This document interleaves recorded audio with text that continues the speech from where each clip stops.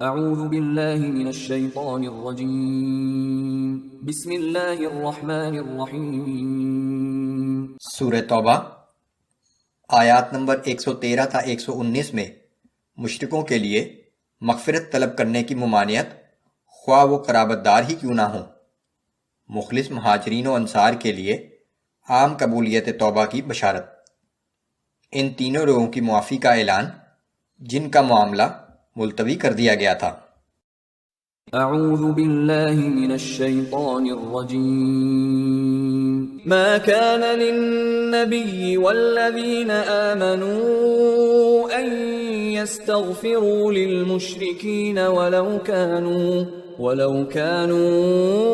اولی قربى من بعد ما تبین لهم انہم اصحاب الجحیم۔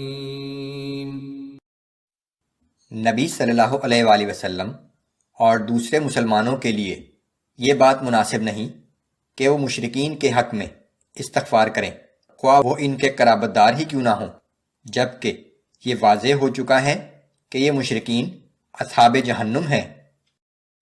وما كان استغفار إبراهيم لأبيه إلا عن موعدة وعدها إياه اور ابراہیم علیہ السلام کا اپنے باپ کے لیے بخشش طلب کرنا محض ایک وعدے کی وجہ سے تھا جو اس نے اپنے باپ سے کیا تھا۔ فلما تبين له أنه عدو لله تبرأ منه۔ پھر جب اس پر یہ بات ظاہر ہو گئی کہ اس کا باپ اللہ کا دشمن ہے تو وہ اس سے بے تعلق ہو گیا۔ ان ابراہیم لأواہ حلیم۔ بلا شبہ ابراہیم علیہ السلام بڑے ہی نرم دل اور بردبار انسان تھے۔ وما كان الله ليضل قوما بعد إذ هداهم حتى يبين لهم ما يتقون۔ اور اللہ کسی قوم کو ہدایت دینے کے بعد اس وقت تک گمراہ قرار نہیں دیتا جب تک ان پر یہ واضح نہ کر دے کہ انہیں کن چیزوں سے پرہیز کرنا ہے، اور وہ لوگ پھر بھی ان چیزوں سے پرہیز نہ کریں۔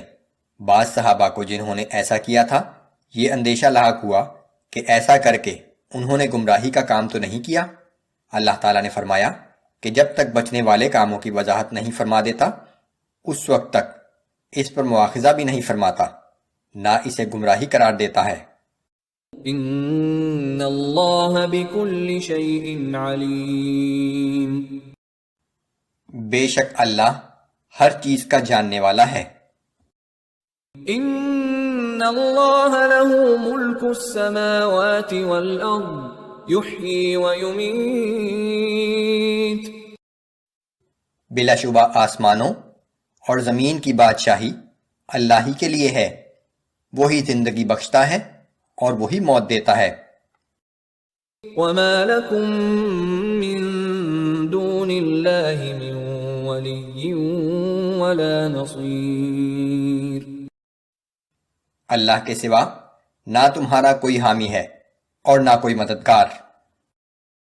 لقد تاب الله على النبي والمهاجرين والأنصار الذين اتبعوه في ساعة العسرة من بعد ما كاد يزيغ قلوب فريق منهم ثم تاب عليهم۔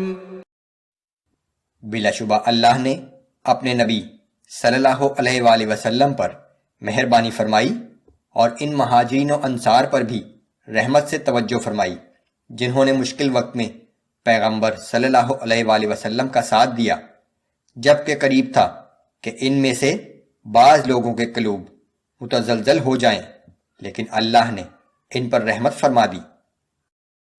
انہ بہم رؤوف رحیم۔ بے شک وہ ان پر بہت ہی شفیق اور ہر وقت رحم کرنے والا ہے۔ وعلى الثلاثة الذين خلفوا، اور اسی طرح ان 3 اصحاب پر بھی توجہ فرمائی جن کا معاملہ آئندہ کے لیے ملتوی کر دیا گیا تھا۔ حتى إذا ضاقت عليهم الأرض بما رحبت وضاقت عليهم أنفسهم